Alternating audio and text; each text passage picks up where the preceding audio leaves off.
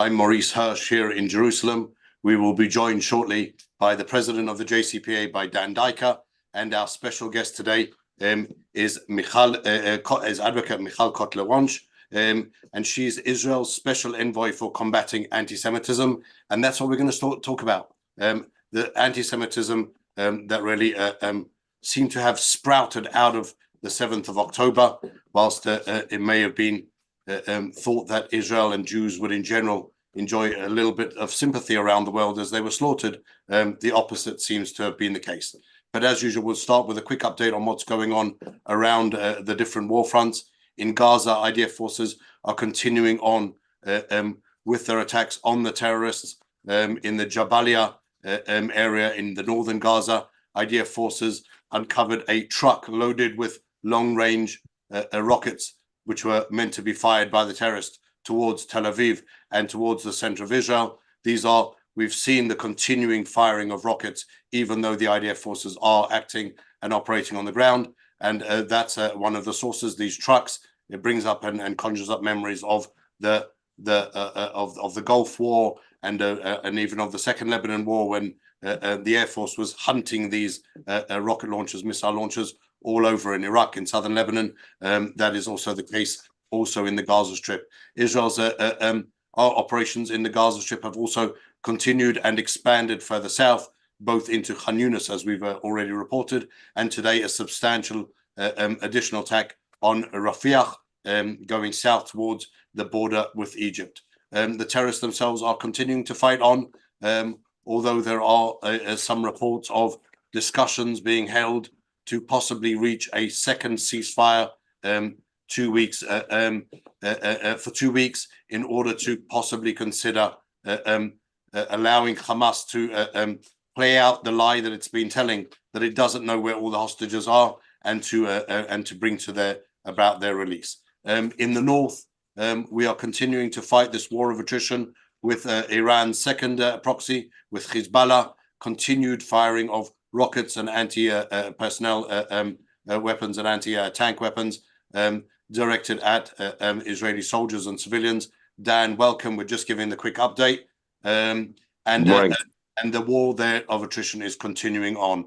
In Judea and Samaria, we saw another spout of terrorist attacks today, a terrorist ramming by Kiryat Arba.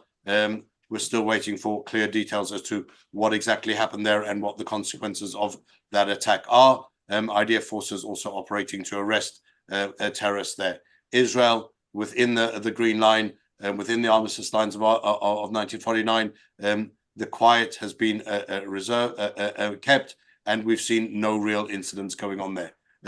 Far off, the Houthis are continuing with their activities, another Iranian proxy, interrupting the freedom of navigation and the entrance to the Red Sea. That, as we reported, there's now an international coalition that is mounting in order to deal with that threat, which doesn't only attack Israel and doesn't only affect Israel, but also majorly affects and attacks both Egypt and the international shipping community as a whole. So that's the update from all of the different areas. And so we would like to go on, if we may, straight to you, Michal. As I said in the introduction, the worst massacre experienced by the Jewish people since the Holocaust would have thought, brought not a small amount of international sympathy for the Jews in general and for Israel, but it seems to have caused exactly the opposite, a massive wave of anti-Semitism. Maybe give us a little bit of your experience over the last couple of weeks, couple of months, in your position as Israel's special representative on anti-Semitism. So thank you for that question, and thank you for the opportunity to engage in this conversation. And I think it's very important that we begin to sort of understand.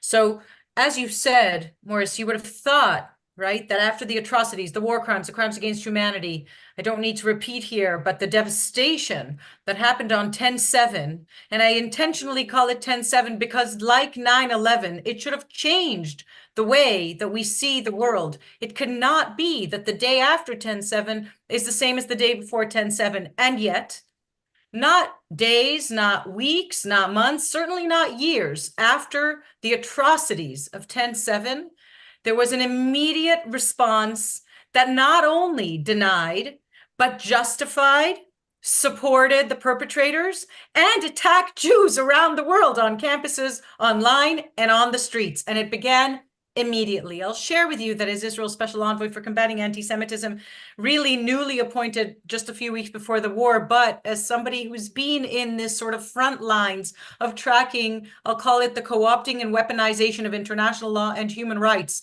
to enable precisely what it is that has happened, not only in the international institutions such as the UN itself, with the Zionism as Racism 1975 Soviet propaganda resolution, alive and well in the name of progress on 2023 campuses, but fast forward, moving to 2023 campuses that in the name of social justice protect under the umbrella and infrastructure of diversity, equity, and inclusion, everybody except, of course, not Zionists because they are deemed to be racists, not Israel because it is deemed to be an apartheid state, and in the most Orwellian inversion that we have seen, actually explosive since 10/7, is the most Orwellian appropriation, weaponization, of course, of the Holocaust itself, of genocide, a term we should shudder when we even mention.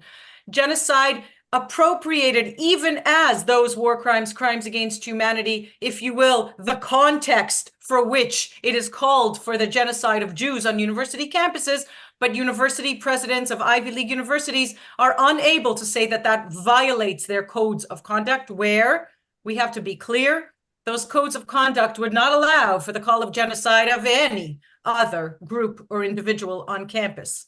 And that is where I think in many ways 10/7 exposed or violently, brutally ripped off many, many masks in the various fronts in which this unconventional war for public opinion has been raging. I mentioned some of those fronts, the international organizations in which international law and human rights were appropriated, the campus or university spaces, the academization of anti-Semitism in this current mutated modern mainstream form, if you will, of anti-Zionism, the denial of Israel's very right to exist.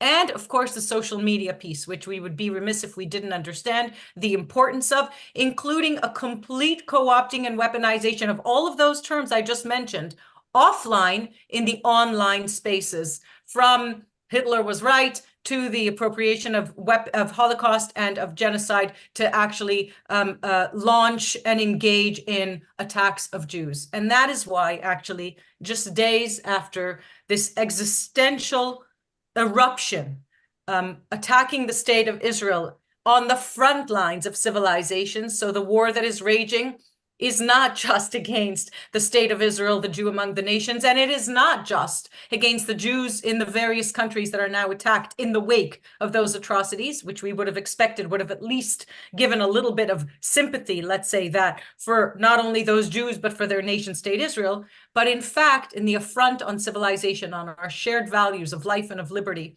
That is why, or what prompted my a series of actually 6 emergency trips, primarily to the United States and to Canada, actually in anticipation, and I say this with heartache, in anticipation of the tsunami of anti-Semitism that we would see on the rise, this scourge of anti-Semitism in this new mutated mainstream strain, anti-Zionism, or the denial of Israel's very right to exist, 1948, not 1967. And it could have been anticipated precisely where we would see. And I'll say this in a very anecdotal way, you know, the perpetrators of the atrocities of 10/7, over 3,000 barbaric, savage terrorists that belong to Hamas, but one proxy of an Islamic regime in Iran that actually uses the same modus operandi against its own people, abducting and raping and murdering its own people. That proxy of that genocidal regime, they knew very well that they didn't have to hide what they did. Not only did they not hide, they live streamed what they did. And nonetheless, the denial followed suit very quickly. And that is another call, I'd say call to action for all that recognize that this is an attack on civilization. I'll talk a little bit more about that denial possibly after. But the understanding that even though they live streamed what they did so because they knew that it would warrant precisely the support that they received on the streets, on university campuses, and online in Western countries especially. And that's unbelievable, Michal. A question for you, for me, Dan Diker, here in Florida with Khaled Abu Tuameh of the Jerusalem Center for Public Affairs. Great to see you here. I'm here on the very front lines that you've been on for 6 emergency trips in the last couple of months alone, and very much experiencing similar reactions to shock among the Jewish community. I'm here in Palm Beach, Florida, up and down the Florida coast, thousands of Jews attending presentations and expressing shock, dismay, and a lot of confusion as to how this, let's call it, we think it's actually it's a paradox from the point of view of Hamas. It may be an irony from the point of view of North American Jewry as to this excited, exhilarated, as a Cornell professor told us just a month ago, Hamas's actions. How can we weigh in on what appears to be a willful blindness on the part of North American Jewry, indeed global Jewry, if not Israeli Jewish decision makers, as to the false differentiation between anti-Zionism and anti-Semitism that has now percolated and festered for decades? And it seems that willful blindness has led to this explosion of genocidal anti-Semitism. How do you see it from your experience? So I'll share with you that actually in the many conversations that I had and engagements that I had in North America, the understanding that I'd say that 10/7 ripped off a mask, which many were unwilling to see, but we have to be very, very clear in extending a hand to those that for decades perhaps were unable to see what they are able to see now post 10/7. You know, the Jewish people have never had it so good when we have it so bad. And what do I mean by that? 2023 is not 1943. What has been exposed at perhaps a historic first in our history as Jews is that we have sovereignty, we have an army, we have a nation state to which Jews, a prototypical indigenous people, returned after thousands of years of exile and persecution. We have all that. And we have that at 75 years young with a conversation that perhaps we lost I'll say we lost the plot in the conversation with global Jewry. And maybe global Jewry lost the plot as well in the conversation with Israel. With what is, I think, post 10/7 clear to all of us. And with that comes responsibility. And that is that we're not just two sides of the same coin.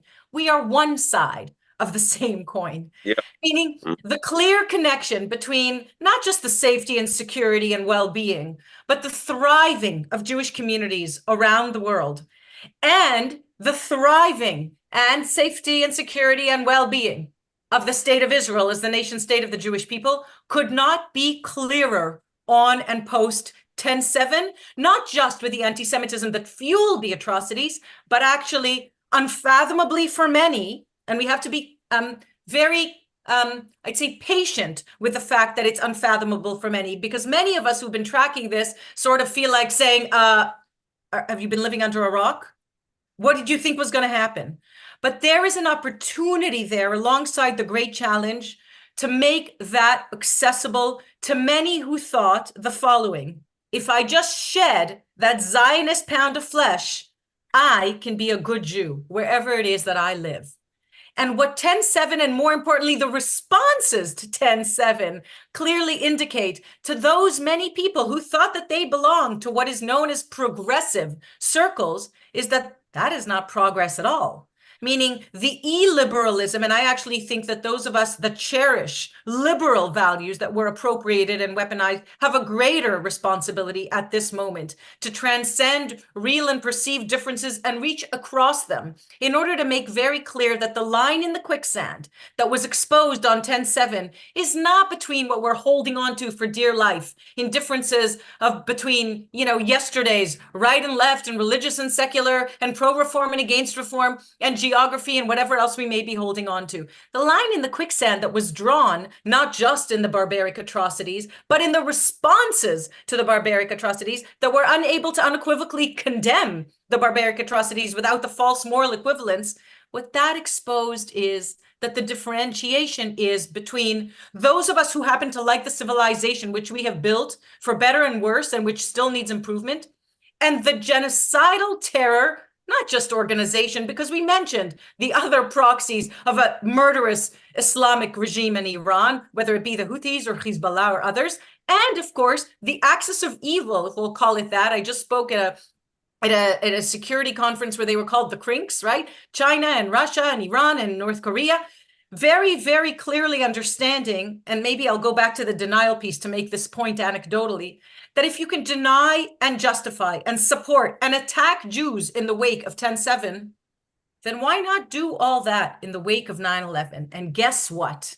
The TikTok Bin Laden letter to America that was circulated just weeks after this attempt that succeeded to deny and justify and support a genocidal terror organization and attack Jews in the wake of the atrocities perpetrated against their people worked like a charm when China, TikTok, disseminated Bin Laden's letter to America that was seen by millions that deny, that justify, that support, and that attack Jews in the aftermath of 9/11. Millions of what we call a TikTok generation that are consuming information from a very, very limited, we'll call it, purview. And that's where I mentioned the social media piece that we have to be very aware of.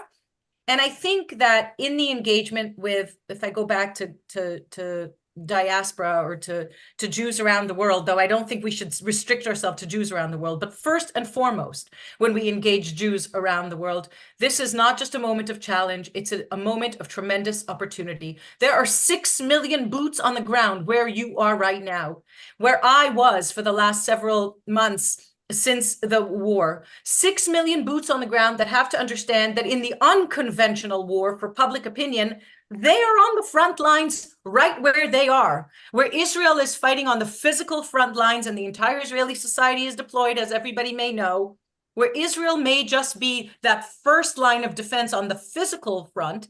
There is another war front that has been raging for decades, but now there are a lot more people that are there on those front lines, in campuses, in Congress, in workplaces, in schools.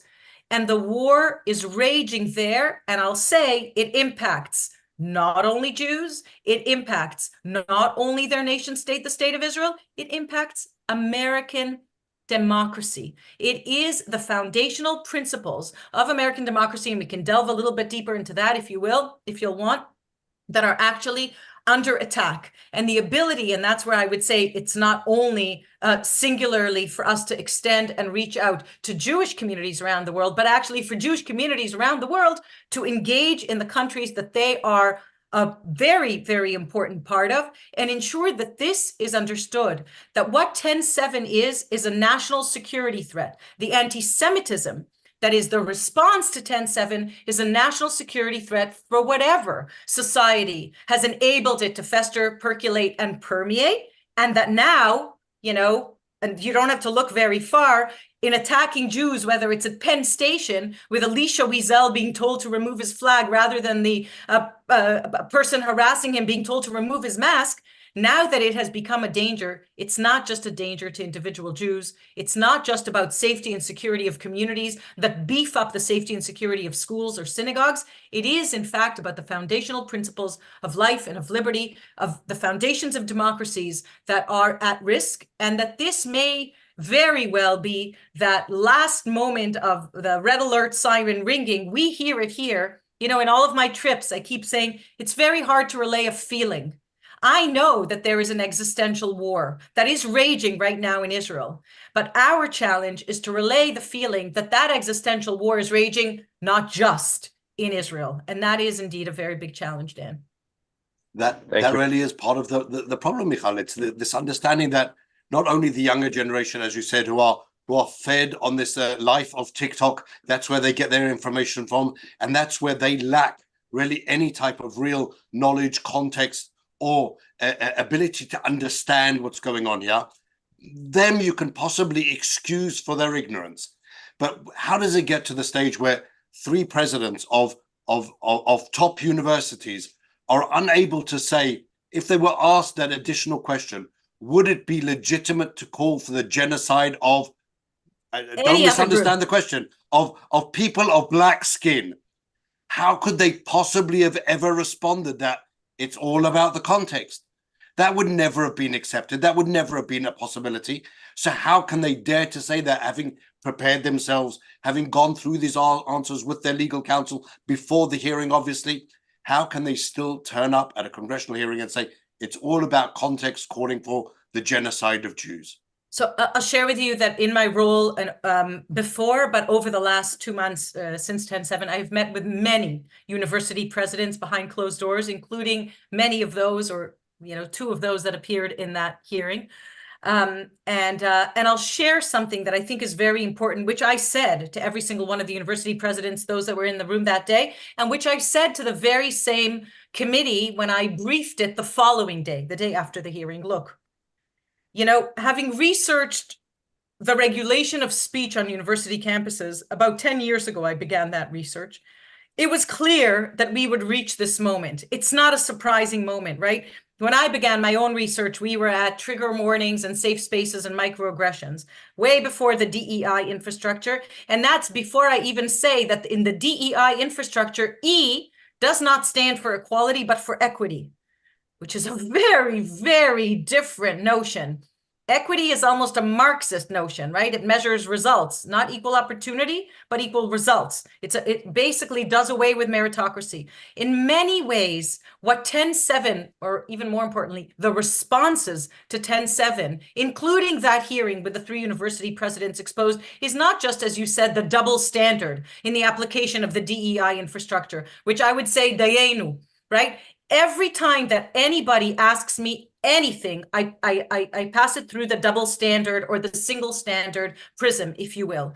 Can you say that about any other group? That would have been my question at that committee hearing. And it was too bad that it wasn't asked, because in fact, that is the most important piece. There is no other group to whose genocide you could call, and it would not violate the code of conduct of any university. You can't misgender a person today on campus without actually being held to task according to rules of conduct. So you certainly can't call for their genocide. Now, the context, if you will, which is also absurd, the context is 10/7, the war crimes, the crimes against humanity, and actually the makings of a genocide had they been able to continue to perpetuate what they regard as the continued call for the annihilation of Israel and murder of Jews according to the Hamas charter, and actually what they promised to do, 1,000,000 10/7s. So that is the context for which the Jews are singled out with a call for their genocide.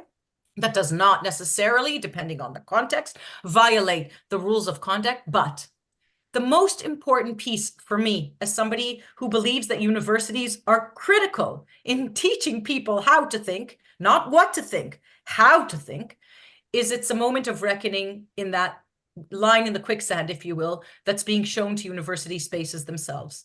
The university mission statements in teaching people how to think, critical thinking skills, have been very, very undermined by processes that have nothing to do with us. We are, again, anti-Semitism is just the predictive example. It's not just about Jews. It's not just about the attack of Jews or the call to their genocide because double standards somehow allow that.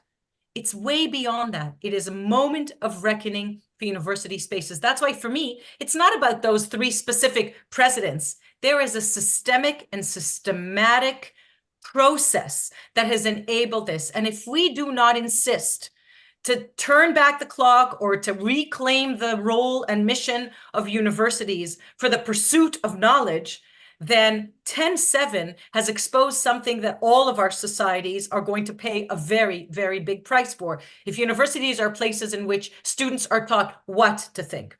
And in that sense, I think that, the involvement, and even when I mentioned those 6 million boots on the ground, whether they are students, whether they are parents of students, whether there are trustees that we have seen step up, whether they are donors, whether they are professors themselves that have sort of been either silent or ignorant or supportive of the process that has enabled what was exposed post 10/7 in university spaces, is another tremendous, not just opportunity, but responsibility to hold universities to account. And again, you go back to the legislators, the understanding that there is funding billions of dollars of funding, as we know, that happen to intersect with billions of dollars of funding of certain countries that have supported Hamas, Qatar, for example.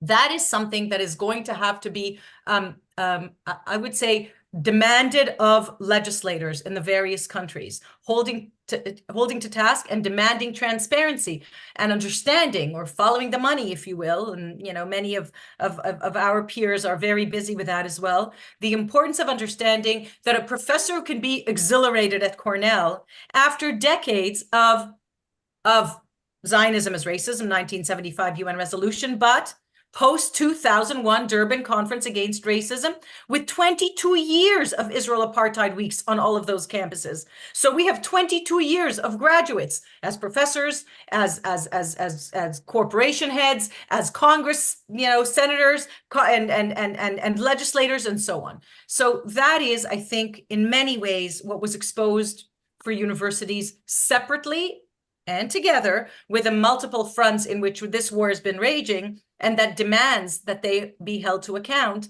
from the various perspectives, both internally and by those 6 million boots on the ground where Dan is right now. Meaning, when parents make a decision, or students make a decision where they're going to study, they're going to have to examine this additional lens. If they don't, then that's going to be a big problem, because STEM, traditionally I speak about, the weaponization of law. And I do think that that was the first sort of fort, if you will, to fall, right? The co-opting and weaponization of international law and human rights that were created to uphold, promote, and protect principles of never again, including in the UN, but also in law schools. That was just the first order of business. We now see STEM departments, right? Sciences that are being co-opted by colonization syllabi that are, in the strangest of places, whether in physics or in mathematics or in medicine.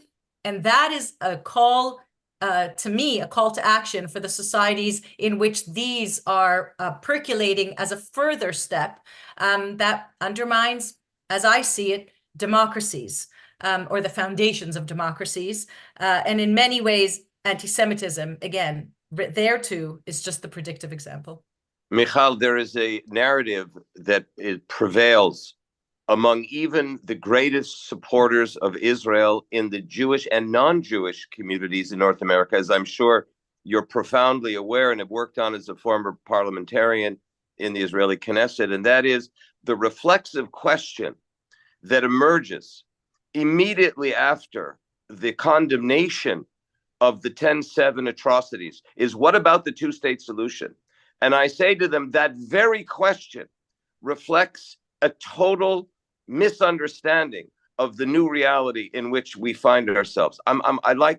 We'd like to hear your observations on that reflexive question, which in the Israeli discourse has also self-destructed because of the, as you mentioned so eloquently here, the new reality in which genocidal anti-Semitism everywhere has cleared the geopolitical diplomatic discussion into something totally different that we haven't yet defined. So I think, Dan, what's most important what you just said is that false moral equivalence. That is actually what was the mask that was removed by the responses to 10/7, meaning if you cannot unequivocally condemn the burning of whole families, the rape of women so badly their legs can't be straightened for burial, the burning of babies, the abduction, if you can't unequivocally condemn that without a but at the end of the sentence, that is not progress. That is regress. And that is not about any other people's right to self-determination. That is not about peace or prosperity, not for Palestinians or not for any other people. That is about support of a genocidal terror organization that perpetrated the worst atrocities since the Holocaust against Jews in their nation state. Now, if you create that false moral equivalence, again, it's not just about Israel. If you create that false moral equivalence and bring a terror organization, but one proxy of a murderous Islamic regime in Iran, you bring it to the equivalence with a democratic state that not only can, but must defend its citizens, you best understand that that will come back to haunt you. Meaning that false moral equivalence, it doesn't just put Israel in a bind, it puts democracy in a bind. Because when you equate terror with democracy defending itself from terror, what you do is enable and empower terror to continue identifying the strengths of democracy and use them as weaknesses, right? I said before, free speech. Same thing. If the call to genocide under the guise of free speech, when the same individuals that are supporting that violence of 10/7, if we don't understand that what's going to happen in the streets of Toronto, Vancouver, and New York is Jews will die, and by the way, say his name, Paul Kessler, who was murdered holding an Israeli flag in LA. Everybody has forgotten about Paul Kessler. But in a demonstration in the United States of America, Paul Kessler was murdered. He didn't walk into a megaphone. Then democracy is going to have a real issue thanks to that false moral equivalence. And I want to say one more thing. You know, the tragedy is that there has not been significant Palestinian leadership that rose to say, not in my name. That barbaric, savage war crimes, crimes against humanity, not in my name. The opposite is true. The same leadership that denies the Holocaust, that severs the connection between Jews as an indigenous people and their nation state Israel, and that severs the connection between Jews and the Middle East in general, that continues to pay for the slay of Jews, that allows for the indoctrination of children with UNRWA textbooks, that educated the 3,000 plus savages that perpetrated the atrocities of 10/7, but educates Palestinian children today in violation of those children's rights. The same response was actually heard to 10/7. Denial, justification, support for, zero condemnation. And that is something that even when we talk about what people like to call the two-state solution, has to be very clear. There cannot be a two-state solution with somebody that seeks the genocide clearly and openly and the murder of Jews. There can't be. There can be, actually, a conversation with anyone says, very simple, what the Abraham Accords did. Our last engagement was around the prospect of what the Abraham Accords held. Recognition, mutual recognition as the first preliminary necessary step. Mutual recognition that recognizes your right to exist as who you are, by the way. And the state of Israel was founded to be a Jewish democracy. A Jewish nation state of an indigenous people that returned after millennia of exile and persecution, committed to equality, to be very, very clear about what the Declaration of Independence stipulates. Now, if you can't recognize that, then it's a non-starter to advance and have a negotiation and actually then pave the path to peace. Precisely the flipping of the paradigm that the Abraham Accords potentially enabled from the 3 no's of Khartoum to recognition, to negotiation, and to peace. Well, those are the 3 S's. To recognition, to negotiation, and to peace. But that has to be very clear. And no leadership that isn't willing to say that can actually be spoken with. And it doesn't matter who they are. It's not about their identity. It's actually about their ideology. What's unbelievable, Michal, is what you're saying is so perfectly clear, so perfectly logical, so perfectly moral. And yet we still have calls coming from foreign governments, from the UN, to implement a ceasefire, that the fighting stop, and allow these genocidal, homicidal terrorists to live another day to continue murdering Jews. And as an alternative, they are insisting that the Palestinian Authority, that Mahmoud Abbas and these other people who don't have the, as you said, the moral courage to stand up and say, not in my name, that's the only other alternative they're suggesting. How can they possibly be on that page when morality clearly demands that we're in a different book entirely?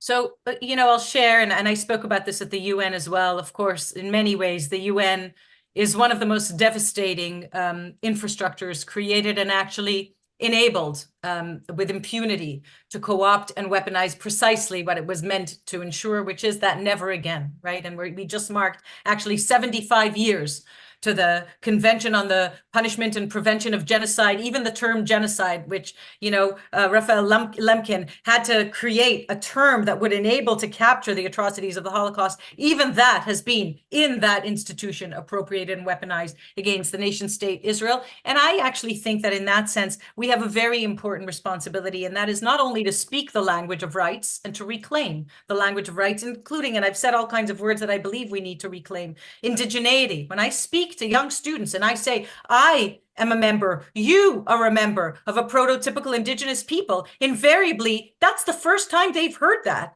right? And they've actually taken on the identity applied to them as white, colonialist, European, occupying, blah, blah, blah, blah, blah. Well, that is not our story. 15 or 16 million Jews around the world. We are a prototypical indigenous people that speak the same language, that traverse the same land, that read the same book, that practice the same customs and rituals. We just finished lighting our Hanukkah candles for 2,200 years and longer.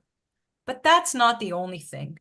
The importance of identifying the anti-Semitism that presented itself to the whole world, this strain, the modern mutated form of anti-Semitism. And post-COVID, everybody is an expert in viruses.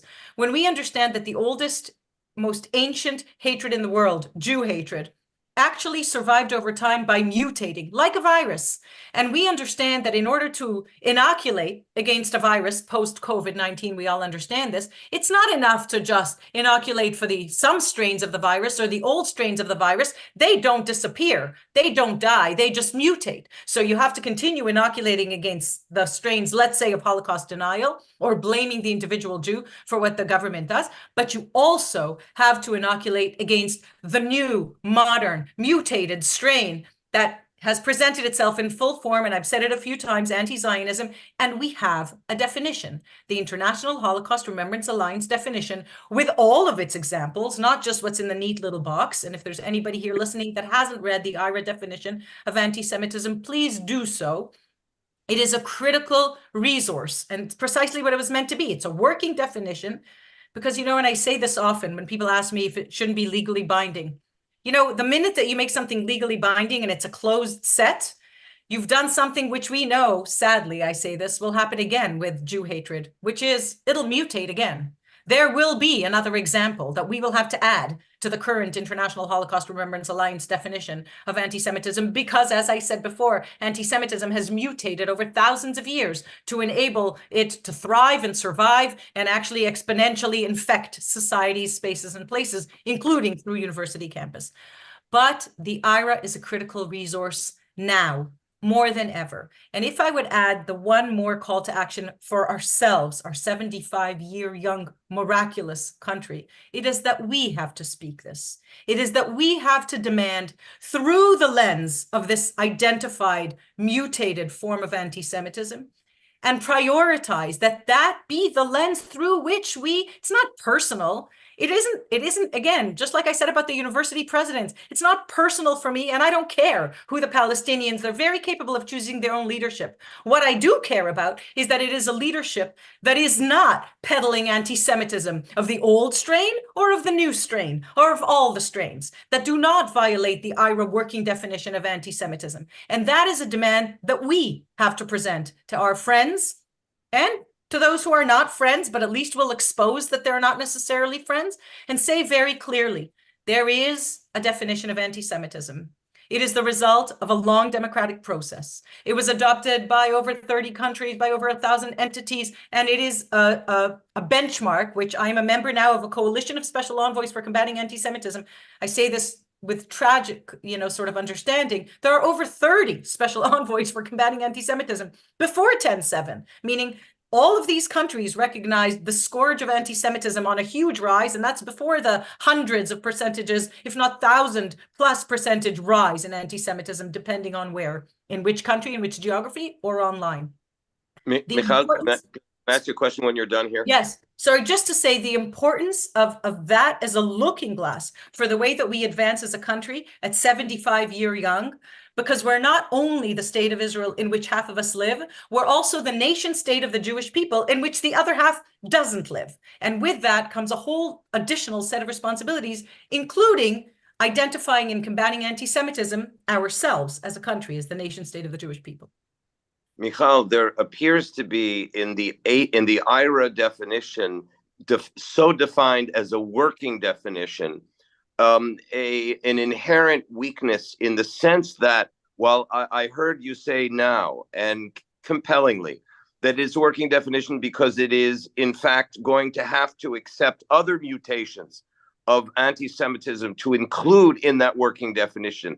However, it has been said that the weakness of IRA in the lack of international moral enforcement, if not legal enforcement, because it is not legally enforceable at this juncture, is attributed to its relative weakness in serving as an international standard. And I wonder, and I'm not a jurist, and you are, I wonder if closing the box, if you will, and pushing for its legal adoption as is, and giving it the force of international law would help its international implementation and enforcement. Question two, a related question. It seems that the Israeli body politic, from public officials, the women and men who have been entrusted with the nation state of the Jewish people's message, its health, wealth, and welfare, have failed to convey the message that the hatred and rejection of Zionism equals the hatred and rejection of individual Jews. Just those two issues, beginning with the perhaps legalization of IRA to help its enforcement. Look, I'd be curious to hear what Maurice thinks about this, but I have to say something as both, I guess, a jurist, but also as a former legislator. The truth is that I think you made the important differentiation yourself, and that we have to be very clear on it. This is an issue of morality. It's not an issue of a legal definition. It is an issue of morality. It is actually what anti-Semitism has always shown societies in which it has festered and percolated and permeated and actually led to their demise. It is an issue of morality. Now, I'm not, although I guess as a former legislator, I shouldn't be saying this, but I'm not a big proponent of just adding more and more and more laws. I am a big proponent of defining something so we can identify it and implement it. And a definition, meaning I don't need a legal definition of my glass. And I understand that glasses, they come in all shapes and sizes. And I understand what a glass is. I'm not equating a glass to anti-Semitism, but what I'm trying to say is the importance of having the flexibility ourselves, but keeping it as a moral conversation, right? If you enable the demonization, the delegitimization, and the double standard of the proverbial Jew among the nations, that is Israel, that was meant to be an equal member in the family of nations, and which actually mirrors precisely what enabled the atrocities of the Holocaust and of every other kind of Jew hatred before the Holocaust, the demonization, the delegitimization, and the double standard of the individual Jew. If you enable that to happen, what you've done is actually lost the moral standing or the moral infrastructure of every society that is sort of the bloody canary in the mine shaft that indicates the collapse of the mine shaft and not just the death of the canary. So in that sense, I guess in many ways, the conversations that I have aren't even about, and if anybody decided to make it legally binding, I don't even know how you do that because it's an educational tool. Look, when I meet with university presidents, I say to them, you know, here it is, an educational institution. You have students holding up signs that say we are Hamas, that say from the river to the sea, it's a call to annihilate the state of Israel, right? I understand they don't know which river they're talking about and they don't know which sea they're talking about, but I don't care because that is a call to annihilation, to the genocide of Jews in their nation state. Now, if you don't utilize that moment to say, you know, not only have you violated the IRA working definition of anti-Semitism, we'd like to tell you why. The understanding that when that happens online, right, in TikTok, I'll give it a better example. When I was a legislator in Knesset and it was COVID, there was a huge surge in anti-Semitism online. It was a hashtag called hashtag COVID-48, right? Alleging that the state of Israel, to which we returned in 1948, is to blame for COVID. You know, if you would have tried to legally punish each of the 16 to 24-year-olds on TikTok, that's who's there, for violating the IRA, that wouldn't be effective. But if you would have succeeded in what I didn't succeed to do, in having TikTok or any of the other platforms actually adopt the IRA definition of anti-Semitism and say to those who were engaged, not just in the COVID 48, but through that in what was known as Holocaust porn on TikTok, to say to them, not only are you engaged in Holocaust denial, according to the IRA definition of anti-Semitism, but do you know what the Holocaust was? Because they don't, right? Then that would be a much more effective tool for me. I think in many ways, and maybe it goes back to one of the first questions, when I say a moment of reckoning, I will use a maybe harsh term of re-education, right? We understand post-World War II, the need for re-education. We know that that's what happened in Japan. We know that that's what happened in Germany. In many ways, what 10/7 identified was a need to educate or re-educate entire publics that have lost the not only ability to think for themselves or to critically think, but have actually been in many ways indoctrinated. So that, and I mentioned some of the indoctrinating principles as they affect us, right? That Zionism is racism, that Israel's an apartheid state, that commits a Holocaust and genocide, right? That's indoctrination. You're going to have to unteach that. And in order to be able to do that, I think that the IRA is a critical resource. And we would be remiss if we used it as instead of what it was meant to be, which is a resource to be able to identify and combat anti-Semitism, as something that punishes, but has very little value in terms of turning back the clock or creating a new reality. So on that note, Michal, I believe that the answer partially to that question, both about IRA and its use for criminal prosecution, is possibly goes back to already to Justice Stewart's response when he was asked, well, how do you define and what's your test for obscenity, for pornography? He said, right, I'll know it when I see it. That's right. And that's exactly it. IRA gives few examples which are really the clear basis for these are anti-Semitic tropes. These are clearly anti-Semitic statements when they are made.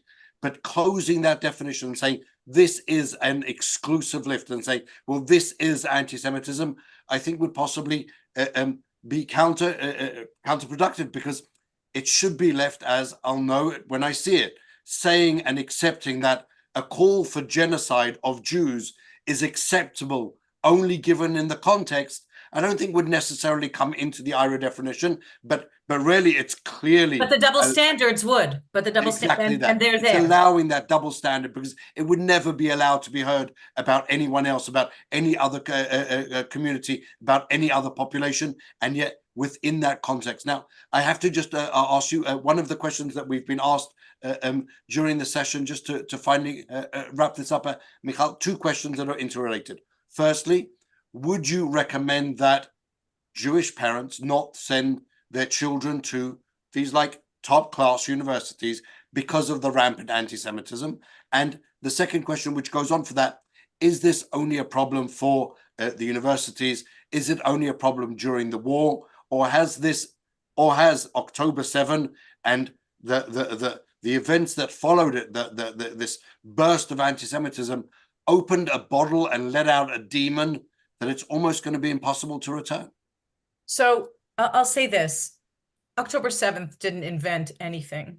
This is the sort of the explosion, the post 10/7 explosion has just exposed many more people to what those of us that have been tracking or monitoring anti-Semitism for decades have been warning about, if you will, both on the academic front and the international law front, on the social media front. We've been warning of this, right? But what this has done is actually remove the mask that was placed, because it wasn't just the anti-Semitism that fueled the atrocities of 10/7, it was the anti-Semitism that fueled the responses to the atrocities of 10/7, as I said before. And that actually intersection with university spaces, as I said before, I think it's a much deeper question than just the way it manifests in anti-Semitism or the targeting of Jews.